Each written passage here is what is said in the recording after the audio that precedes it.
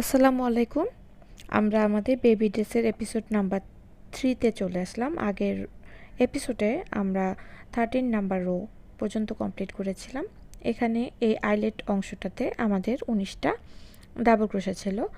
এখন আমরা rho number 14 শুরু করতে যাচ্ছি। এখানে আমরা কালার চেঞ্জ করে একটা অন্য কালারের ইয়ার্ন নিয়ে নিচ্ছি। আমি এখানে ব্যবহার করছি মেলন কালার ইয়ার্ন। এখানে শুরু থেকে দুটা ডাবল ক্রোশেকে আমরা স্কিপ করব। স্কিপ করে আমি এখান থেকে আমাদের এই ইয়ার্নটাকে কানেক্ট করে 3টা চেইন করে নেব। এই 3টা চেইন হচ্ছে একটা ডাবল ক্রোশের সমান।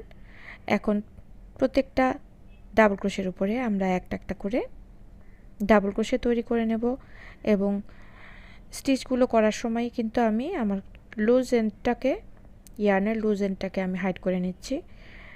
এখানে 19টা ডাবল ক্রোশে ছিল আগের রোতে, সেখান থেকে আমি দুই পাশ থেকে দুটো দুটো করে বাদ দিলাম, মানে 4টা বাদ দিলাম। তাহলে আমাদের এই রোতে এই আইলেটের অংশটাতে আমাদের মোট 15টা ডাবল ক্রোশে হবে। আপনারা অবশ্যই গুনে গুনে 15টা ডাবল ক্রোশে করে নেবেন।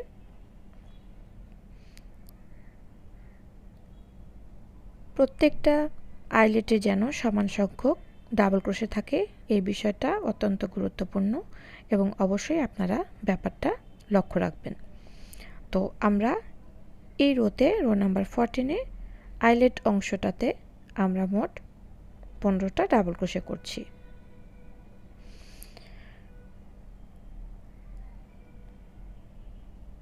আপনারা লক্ষ্য রাখবেন লাস্টে যখন এই দুইটা ডাবল ক্রোশে বাকি থাকবে তখনই আমরা থেমে যাব এবং দুটো চেইন করে নেব।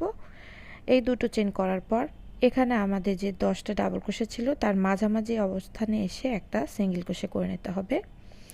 আবারও দুটো চেইন করে আমরা আবার আমাদের এই আইলেট পোর্শনে চলে যাব। প্রথম দুটো ডাবল ক্রোশেকে আমরা স্কিপ করে তারপরে আমরা মোট 15টা ডাবল ক্রোশে করা শুরু করে দেব। এভাবে করে রো নাম্বার 14 আমাদের সম্পূর্ণ রিপিট করতে হবে।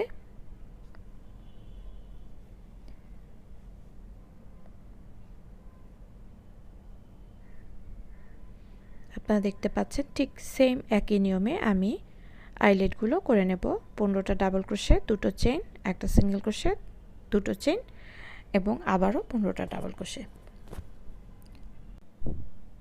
আমরা রো নাম্বার 14-এর প্রায় শেষ প্রান্তে চলে এসেছি। আমাদের লাস্ট আইলেটটা করা হয়ে গিয়েছে এবং আমাদের প্যাটার্নের জন্য এখানে কিন্তু আমাদের একটা ঘর বেশি ছিল। সেটাকে আমরা কিভাবে ব্যালেন্স করব আমি একটু দেখিয়ে দিচ্ছি। আমরা 5টা চেইন নিয়েছি। 5টা চেইন নিয়ে ঠিক এখানকার মাঝামাঝি একটা স্টিচের উপরে সিঙ্গেল ক্রোশে করব। আপনাদের যদি ঘর সংখ্যা মিলে যায় তাহলে কিন্তু এই স্টেপটা আপনাদের করতে হবে না। সেক্ষেত্রে সিঙ্গেল ক্রোশের পরে আপনারা দুটো চেইন করবেন। আগের নিয়মে আইলেটের পরে কিন্তু দুটো চেইনই হয়। দুটো চেইন করার পর আমরা প্রথম যে 3টা চেইন নিয়ে আমরা কাজটা শুরু করেছিলাম এখানে আমরা একটা স্লিপ স্টিচ দিয়ে আমাদের রো নাম্বার 14 শেষ করে ফেলব এবং আমরা রো নাম্বার 14-এর এই ইয়ার্নটা এই পর্যন্তই ব্যবহার করব। আমরা পরবর্তী স্টেপের জন্য ভিন্ন অন্য কালারের ইয়ার্ন ব্যবহার করব, তাই এখান থেকে আমরা ইয়ার্নটাকে কেটে ফেলব। আমি এটাকে একটু ভালো করে স্লিপ স্টিচ দিয়ে লক করে নিচ্ছি যাতে করে এটা খুলে না আসতে পারে।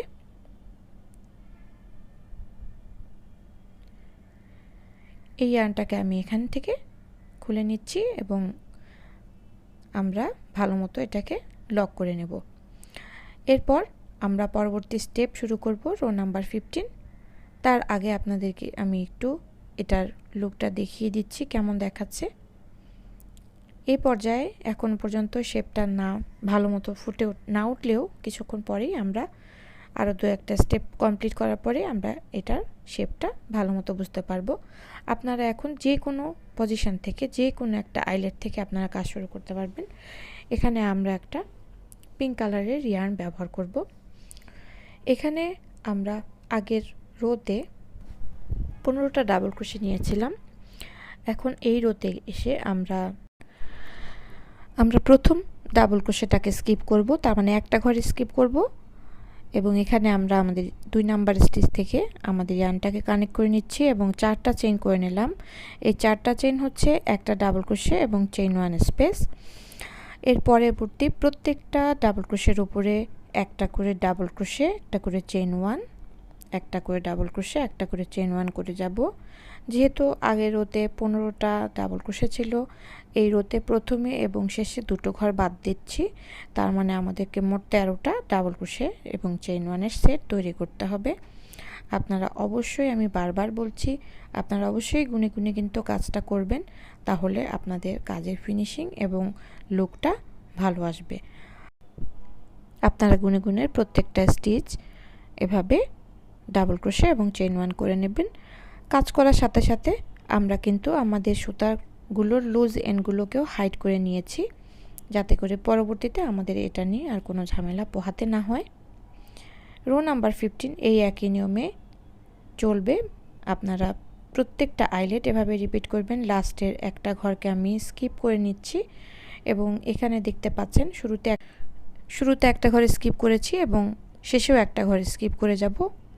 এভাবে পুরোটা রো আমরা মোট 13টা ডাবল ক্রোশে চেইন 1-এর সেট তৈরি করে কমপ্লিট করে ফেলব।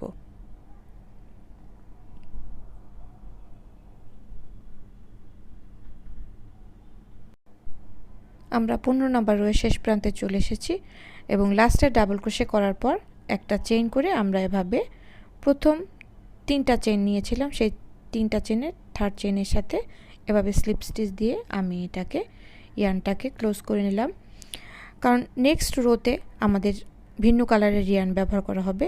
এখানে আমরা রো নাম্বার 16 শুরু করছি।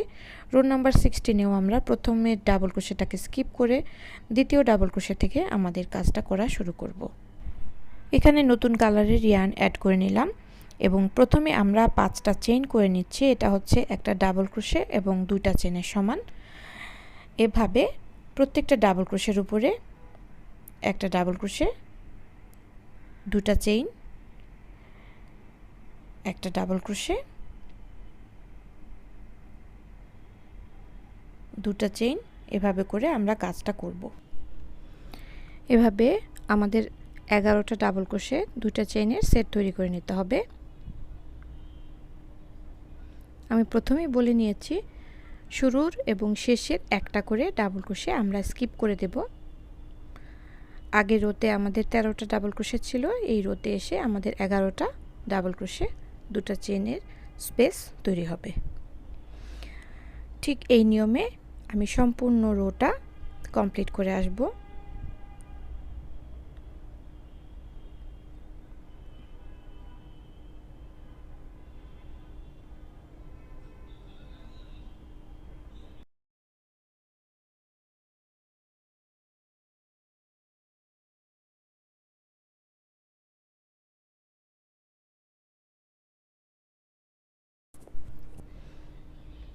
আপনারা দেখতে পাচ্ছেন এভাবে আমি প্রায় 11টা ডাবল ক্রোশে কমপ্লিট করেছি। আবারও পরবর্তী আইলেটের প্রথম ডাবল ক্রোশেটাকে স্কিপ করে আমরা একটা ডাবল ক্রোশে 2টা চেইন, এভাবে করে 11টা ডাবল ক্রোশে কমপ্লিট করব। এভাবে পুরোটা রাউন্ড আমাদের এই নিয়মে কমপ্লিট করতে হবে।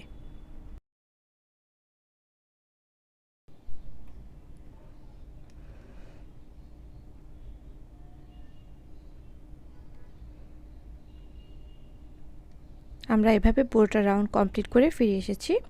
তো আপনারা দেখতে পাচ্ছেন আমাদের এই ইয়ার্নটাকে আমরা কেটে ফেলেছি, কারণ আমরা পরবর্তী রাউন্ডে আমাদের বেসিক যে কালারটা আমরা যেই কালারটা দিয়ে আমাদের গলার অংশটা শুরু করেছিলাম সেখান থেকে আমরা ধরব।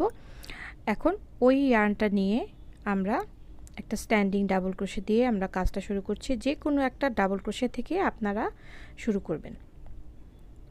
এখান থেকে একটা এভাবে করে আমি একটা স্ট্যান্ডিং ডাবল ক্রোশে দিয়ে নিচ্ছি।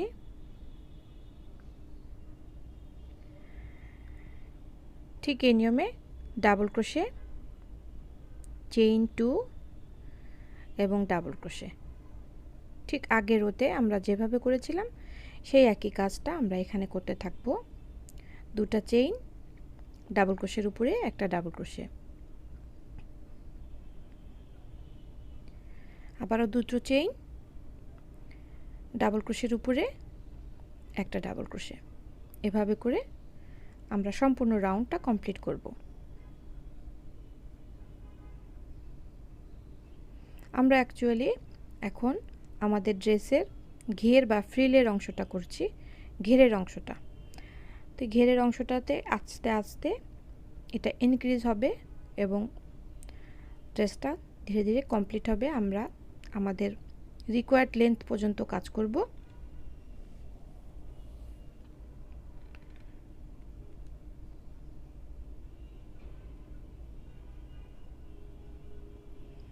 এভাবে প্রত্যেকটা ডাবল ক্রোশের উপরে ডাবল ক্রোশে, 2টা চেইন, এমন করে আমরা পুরোটা রো কমপ্লিট করে ফিরে আসছি। আপনারা দেখতে পাচ্ছেন আমাদের সম্পূর্ণ রো কিন্তু করা কমপ্লিট হয়ে গিয়েছে। এখন আমরা পরবর্তী রোর কাজ শুরু করব। সেজন্য আমরা প্রথমে 3টা চেইন করে নিচ্ছি। এখন চেইন টু স্পেসে 2টো ডাবল ক্রোশে হবে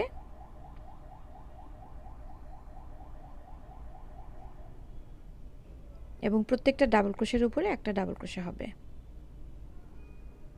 এই নিয়মে আমরা এই রোটা সম্পূর্ণ কমপ্লিট করে ফেলব। তাহলে আপনারা দেখতে পাচ্ছেন আমরা কিন্তু একটা সলিড একটা ব্যান্ডের মতো লেয়ার তৈরি করে নিচ্ছি। এটার উপরে ভিত্তি করে আমাদের পরবর্তী অংশগুলোতে কাজ করা শুরু হবে। ডাবল ক্রোশের উপরে একটা ডাবল ক্রোশে এবং চেইন টু স্পেসে 2টো ডাবল ক্রোশে। এই নিয়মে আমরা পুরোটা রাউন্ড কমপ্লিট করে ফিরে আসব। এর পরবর্তী অংশটা আমি আপনাদেরকে আর করে দেখাবো না, আমি আপনাদেরকে ব্যাপারটা বুঝিয়ে দিচ্ছি। আপনারা দেখতে পাচ্ছেন এখানে আমরা গলার কাছে যেই অংশটা শুরু করেছিলাম, এই যে এটা হচ্ছে রো নাম্বার 1, এখানে কিন্তু সবগুলো ডাবল ক্রোশেই ছিল। এখান থেকে আমরা পরবর্তী লেয়ারগুলি করেছিলাম রো নাম্বার 6 পর্যন্ত। তো এখানকার প্রত্যেকটা রো আমরা হুবহু রিপিট করব ঠিক এই পর্যন্ত। আপনারা দেখতে পাচ্ছেন এরপরের অংশটাও কিন্তু এই পার্পল কালারের ইয়ার্ন দিয়ে যে এটুকু করেছিলাম, এটুকু ঠিক একই নিয়মেই আমাদের এখানে রিপিট হবে এবং নিচেকার আইলেট অংশটাও কিন্তু ঠিক একই নিয়মে আমাদের রিপিট হবে। আপনারা দেখতে পাচ্ছেন আমি এই অংশটা করে তারপর ফিরে এসেছি।